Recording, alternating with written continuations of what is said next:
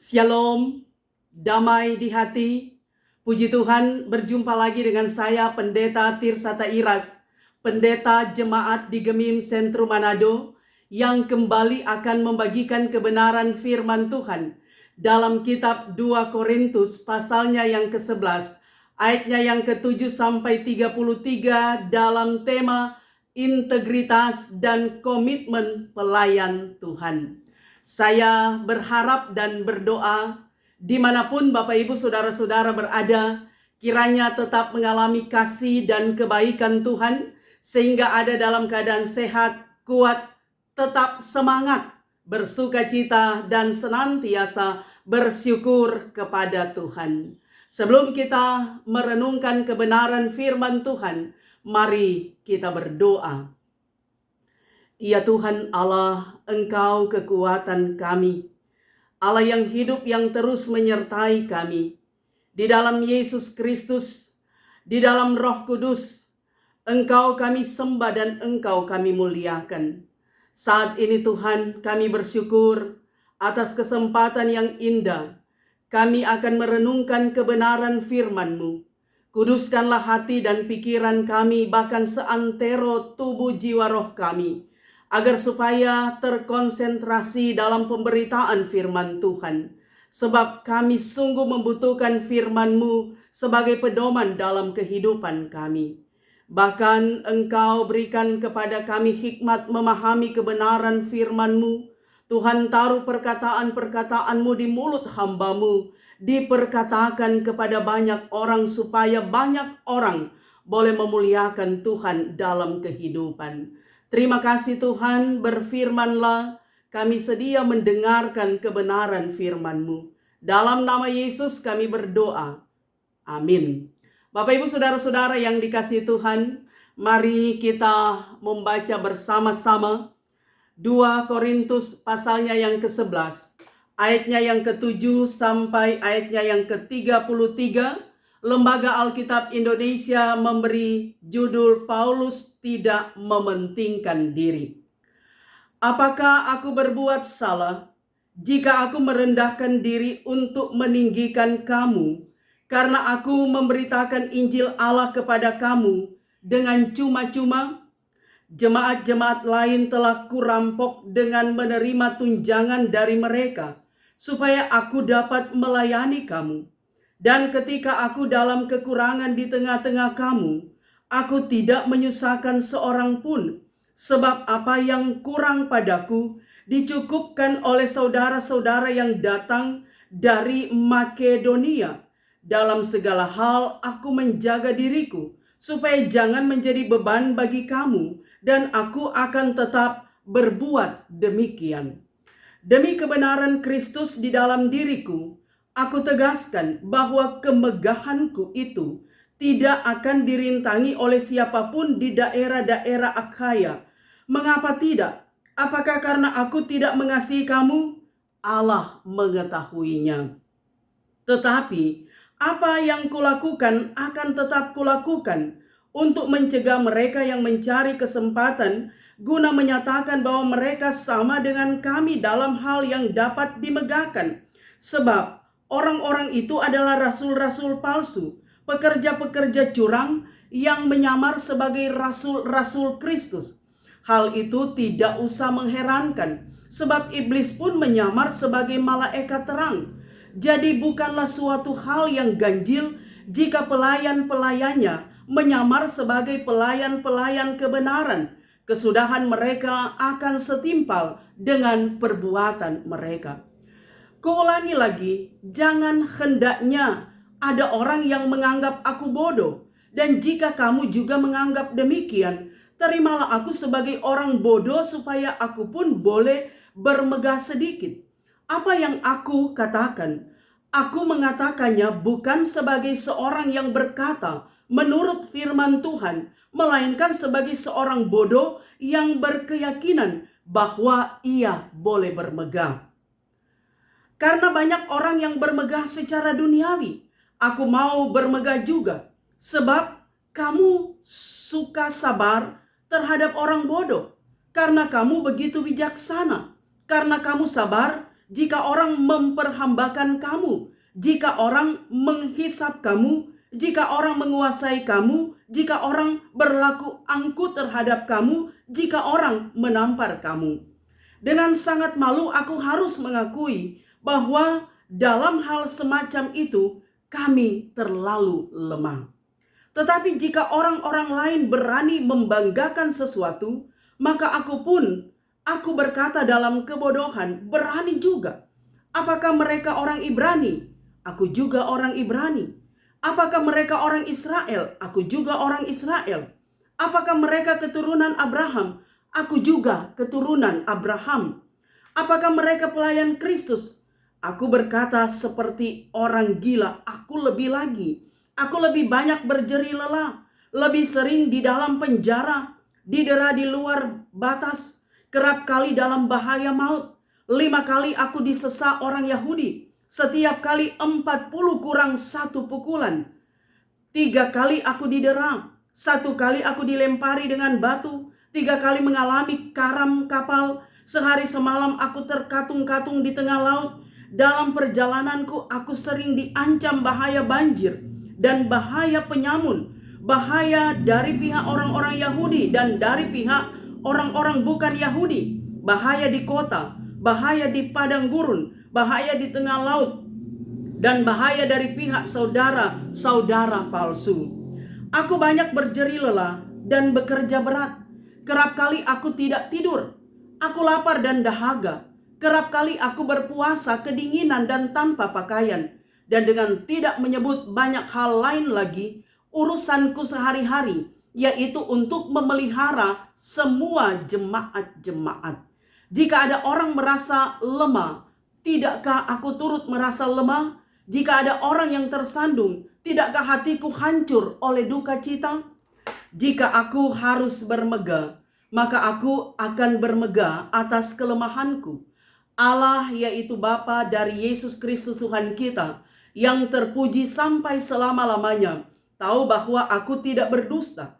Di Damsik, wali negeri Raja Aretas menyuruh mengawal kota orang-orang Damsik untuk menangkap aku. Tetapi dalam sebuah keranjang aku diturunkan dari sebuah tingkap keluar tembok kota, dan dengan demikian aku terluput dari tangannya.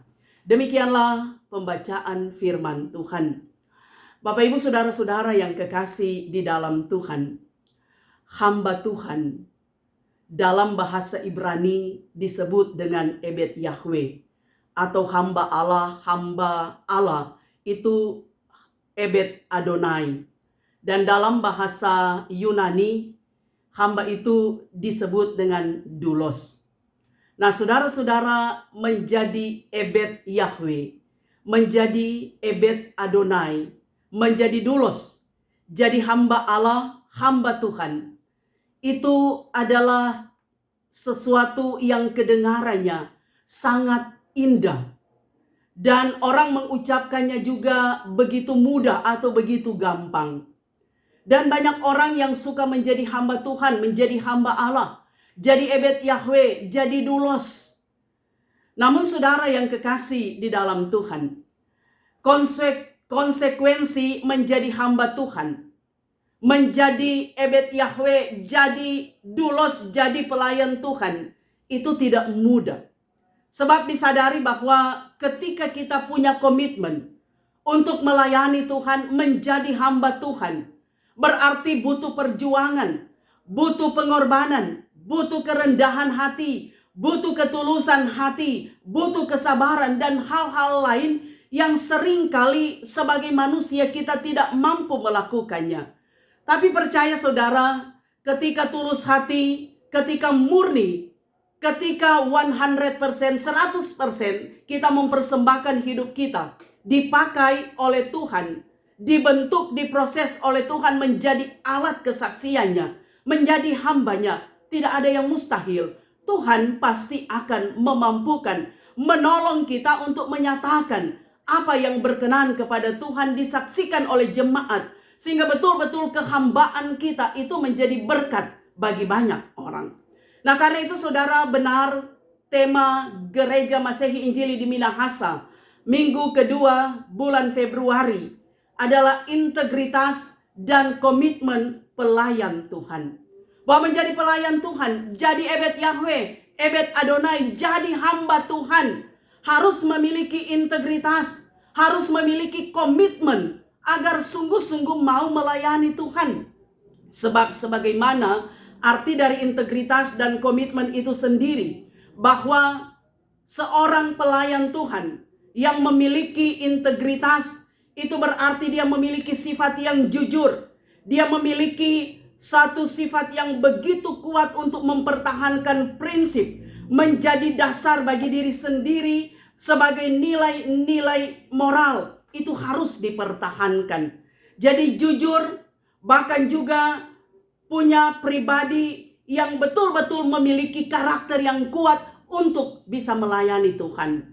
Sementara komitmen itu adalah satu tekad kita, satu tanggung jawab untuk tetap setia melayani Tuhan, tetap kokoh dalam iman melayani Tuhan. Nah, saudara-saudara, karena itu sekali lagi tidak mudah. Tapi dari pengalaman iman kita, belajar dari kisah dalam Alkitab, kita dapat memahami bahwa ketika betul-betul hidup kita diserahkan untuk Tuhan, melayani Tuhan, sekali lagi Tuhan akan memberikan kekuatan, memberi hikmat, memberi kemampuan untuk betul-betul fokus dalam kerja pelayanan bagi Tuhan, bagi jemaat. Karena itu saudara, mari kita lihat perenungan dalam kitab 2 Korintus. Ini merupakan satu testimoni atau satu kesaksian dari Rasul Paulus, bahwa surat Korintus itu ditulis oleh Rasul Paulus. Bahkan kota Korintus itu terkenal dengan kota bisnis, kota yang ramai, kota yang besar, sehingga banyak sekali ajaran-ajaran, filsafat-filsafat, bahkan juga nabi-nabi palsu, guru-guru palsu yang ada di kota Korintus. Bahkan secara khusus dalam konteks bacaan kita, itu merupakan surat apologet dari Rasul Paulus, surat pembelaan kerasulannya, bahwa benar dia adalah Rasul Kristus yang melayani Yesus Kristus, yang memberi hidup seutuhnya untuk Tuhan. Sebab disadari saudara, pada waktu itu ada guru-guru palsu yang menentang, yang menurunkan wibawa kerasulan dari Rasul Paulus, yang meragukan kerasulan Paulus. Dan ajaran dari guru palsu ini itu mengacaukan iman jemaat. Sehingga Rasul Paulus dia harus mengklarifikasi tentang kerasulan sejati yang ia miliki. Bahwa saudara, kalau kita lihat di sini, para rasul dikatakan bahwa mereka katakan bahwa mereka adalah orang Israel. Paulus juga katakan dia adalah orang Israel. Rasul palsu katakan bahwa mereka adalah orang Ibrani. Rasul Paulus juga orang Ibrani. Bahkan juga mereka katakan bahwa mereka adalah keturunan Abraham. Paulus juga adalah keturunan Abraham.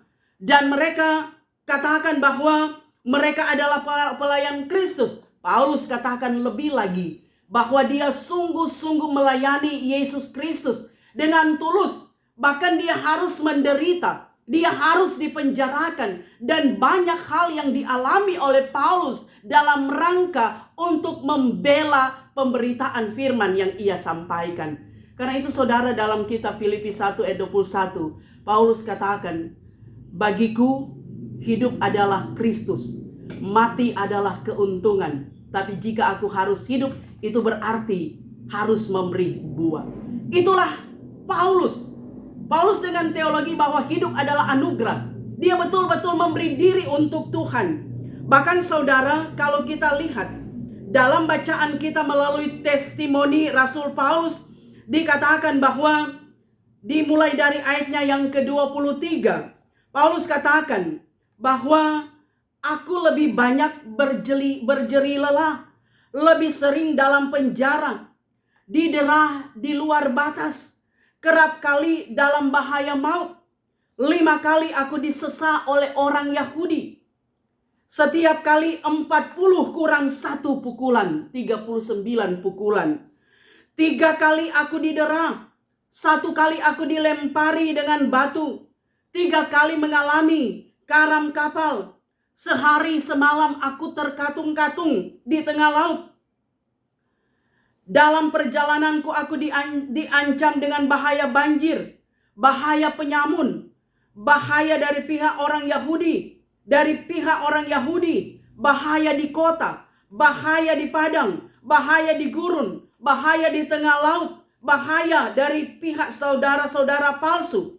Aku berjeri lelah, bekerja berat, kerap kali aku tidak tidur, aku lapar, aku dahaga, kerap kali aku berpuasa, kedinginan, tanpa pakaian, dengan tidak menyebut banyak hal lain lagi, urusanku sehari-hari untuk memelihara semua jemaat-jemaat. Nah, saudara-saudara, dalam surat apologet ini, Paulus dia katakan bahwa perjuangannya, pengorbanannya, sekalipun dia harus menderita, disiksa, terancam mati kehidupannya, tapi itu dalam rangka untuk mengurus semua jemaat, memelihara iman jemaat. Karena itu saudara, Paulus katakan, ketika dia tidak mengambil pemberian dari jemaat Korintus, maka itu berarti dia tidak ingin membebani jemaat Korintus, karena dia mendapatkan bantuan dari jemaat Makedonia yang adalah jemaat yang kaya hati, jemaat yang suka memberi. Itulah jemaat Makedonia. Karena itu saudara, pemberian diri Rasul Paulus itu adalah sungguh-sungguh mau melayani Tuhan dengan tulus. Pemberitaannya adalah pemberitaan yang benar. Dan karena itu dalam kelemahannya, dalam kebodohannya, Tuhan tahu semuanya bahwa dia lakukan itu adalah untuk kemuliaan bagi Tuhan. Karena itu saudara, di ayat terakhir dikatakan ketika Paulus di Damsik, dikatakan bahwa dia ingin ditangkap. Tetapi akhirnya dia dilepaskan saudara. Itu karena kuasa Tuhan. Karena pekerjaan Roh Kudus yang membentengi, yang melindungi Paulus. Sehingga dia terus melayani Tuhan. Sekali lagi bahwa dia sampai dipenjarakan. Dia menderita, disiksa. Tapi itu untuk mempertahankan iman. Untuk kebenaran, kemurnian pemberitaan firman. Supaya nama Tuhan dipuji dan dimuliakan. Nah, Bapak Ibu saudara-saudara yang kekasih di dalam Tuhan, bagian firman Tuhan ini menjadi penguatan bagi kita. Bahwa sekali lagi jadi ebed Yahweh, jadi ebed Adonai, jadi hamba Tuhan, hamba Allah tidak mudah. Tidak seindah kita mendengarkannya, tidak segampang kita mengucapkannya. Karena butuh pengorbanan, butuh ketulusan, kerendahan hati, pemberian diri yang utuh kepada Tuhan Allah. Tapi belajar dari firman Tuhan. Kalau memang kita sungguh-sungguh memberi diri untuk Tuhan, dipakai oleh Tuhan, Tuhan akan memberikan hikmat dan kemampuan bagi kita. Apalagi saudara, tahun 2022 ini adalah tahun pertama dalam periode pelayanan. Diaken penatua, guru agama, pendeta, sama-sama kita melayani. Bersama dengan UPK, BIPRA, UPK, kolom yang ada, bersama dengan komisi BIPRA, komisi kerja yang ada. Kita memberi diri bernasar di hadapan Tuhan, melayani Tuhan dengan segenap hati. Dan kita belajar dari Paulus bahwa memang apa yang dilakukan itu adalah benar-benar murni, 100% untuk kemuliaan bagi nama Tuhan. Karena itu saudara, melayani bukan berarti kita sudah berada di zona nyaman. Sebab melayani Tuhan, jadi pelayan Tuhan, itu bukanlah batu loncatan untuk kita dapat mengejar keinginan-keinginan duniawi dalam posisi, dalam jabatan, dalam kedudukan di tempat-tempat yang lain. Tapi saudara, melayani Tuhan memang butuh ketulusan hati kita untuk menyerahkan hidup kita seutuhnya untuk Tuhan. Kadangkala didera seperti Paulus, kadangkala memang apa yang kita alami itu tidak sesuai dengan apa yang kita harapkan. Tapi itulah saudara, kenyataan menjadi pelayan Tuhan. Kita senantiasa berhadapan dengan tantangan. Tapi bukan berarti ketika berhadapan dengan tantangan, kita lari dari tantangan, lari dari kenyataan. Tapi kita harus menerobos tantangan itu dan kita akan keluar sebagai pemenang. Kalau kita sungguh-sungguh melayani Tuhan Allah.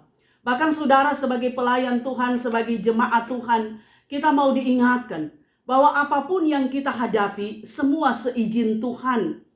Tuhan mengizinkan apapun yang kita alami di dunia ini supaya kita sadar keterbatasan kita, kelemahan dan kekurangan kita, dan mengakui otoritas Tuhan sebagai sang pemilik hidup, bahkan juga sang pemilik pelayanan. Karena itu saudara, kalau kita dipakai oleh Tuhan menjadi pelayan Tuhan, pelayan jemaat, sebagaimana lagu, bukan karena kehebatanmu, bukan karena kekayaanmu, bukan karena kecakapanmu kau dipakai, kau dipilihnya, tapi itu semua adalah karena anugerah Tuhan. Tuhan memakai, memilih kita untuk dapat melayani Tuhan, menjadi berkat, menjadi saksi, menyaksikan kebenaran-kebenaran firman Tuhan.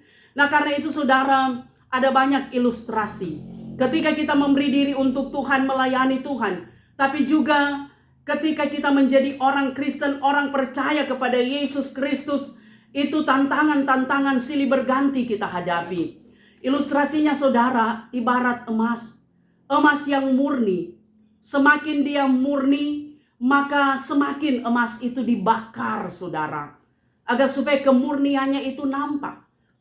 Maka demikian pun juga hidup kita. Hidup kita dibakar seperti emas, ditantang, diproses, dibentuk supaya kita memiliki iman yang murni. Alkitab mengisahkan bagaimana kemurnian iman sebagai orang-orang yang percaya kepada Tuhan. Seperti Abraham diuji oleh Tuhan, apakah dia setia sehingga dia harus mempersembahkan Ishak anaknya sebagai korban bakaran, dan ternyata dia bisa lewati ujian iman. Bahkan juga saudara, Ayub dia diuji, semua diambil oleh Tuhan. Yang tersisa adalah kulit bungkus tulang. Semua harta bendanya termasuk istri anak-anaknya juga itu diambil oleh Tuhan Allah. Tidak ada lagi dalam diri Ayub, tapi dia setia sehingga Tuhan menggantikan lebih dari apa yang ia miliki. Itulah saudara, ketika kita punya integritas, ketika kita memiliki komitmen yang kuat, menjadi hamba Tuhan, pelayan Tuhan, menjadi orang yang percaya kepada Yesus, Tuhan menyediakan berkat yang luar biasa. Tuhan menyediakan berkat lebih dari apa yang kita miliki, dan itu menjadi keyakinan kita. Karena itu saudara, jangan pernah menyerah ketika kita berhadapan dengan tantangan. Jangan pernah kita lari dari persoalan-persoalan hidup ketika kita berhadapan dengan pergumulan. Bahkan sebagai pelayan Tuhan, jangan kita mundur, jangan semangat kita kendor. Karena 5 tahun periode berjalan ini bukanlah waktu yang singkat. Tapi ketika melayani dengan sukacita, melayani murni, tulus, kita membangun relasi yang baik dengan Tuhan, relasi yang baik dengan sesama pelayan khusus, relasi yang baik dengan jemaat. 5 tahun tanpa terasa pasti itu akan berakhir. Endingnya adalah sukacita, dan Tuhan itu dipermuliakan karena apa yang kita persembahkan itu adalah persembahan yang tulus, yang murni, sebagaimana perenungan di minggu pertama bulan Februari. Jabatan itu, bahkan juga kerja pelayanan kita, itu adalah persembahan unjukan kepada Tuhan. Artinya semua dikuduskan, dikhususkan untuk Tuhan. Karena segala sesuatu adalah milik Tuhan. Seperti Rasul Paulus katakan dalam kitab Roma, segala sesuatu dari Dia, oleh Dia, dan untuk Dia. Dari Tuhan, oleh Tuhan, untuk Tuhan. Termasuk pelayanan dari Tuhan, oleh Tuhan, untuk Tuhan. Kita melayani jemaat adalah bukan untuk memuliakan kemuliaan bagi diri kita sendiri, tapi kita melayani jemaat adalah untuk kemuliaan bagi Tuhan.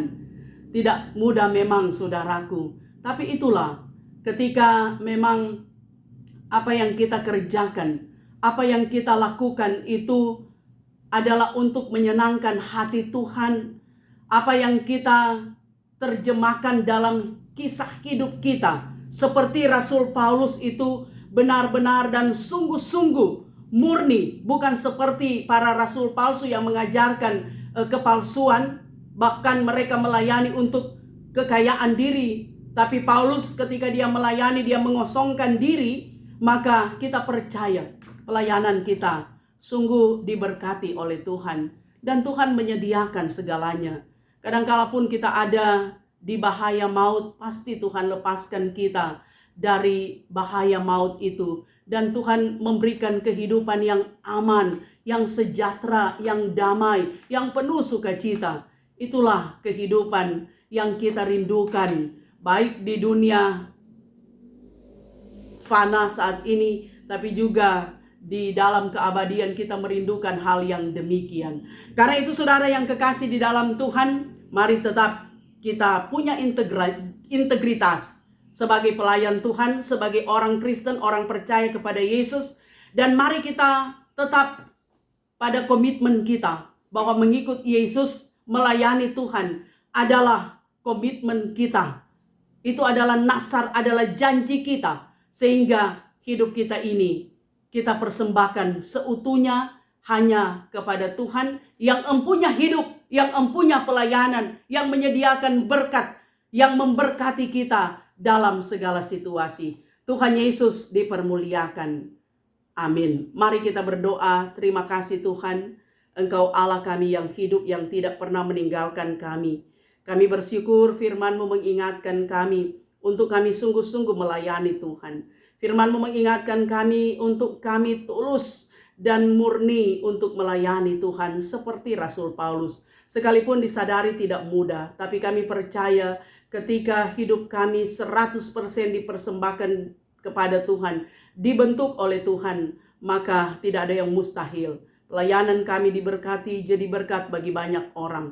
Bahkan bukan diri kami yang dipermuliakan, tapi Tuhan yang empunya pelayanan yang terus dipermuliakan. Karena itu meteraikan firman ini di hati pikiran kami mampu mengejawantakan itu dalam hidup nyata setiap hari. Haleluya. Amin. Bapak Ibu Saudara-saudara, demikianlah kebenaran firman Tuhan. Saya Pendeta Tirsata Iras dengan kerendahan hati bermohon kiranya Bapak Ibu Saudara-saudara terus mendukung channel YouTube Tirsata Iras dengan cara nonton video, dengarkan kebenaran firman Tuhan, tekan tanda subscribe, like, dan bagikanlah video ini di media sosial yang Bapak Ibu Saudara miliki. Juga berikanlah komentar-komentar yang membangun iman kita, agar supaya dari media sosial ini sebagai sarana penjangkauan kebenaran firman Tuhan bagi banyak orang, maka Tuhan Yesus, Allah yang hidup, dipermuliakan di atas segala-galanya. Terima kasih, Tuhan Yesus memberkati.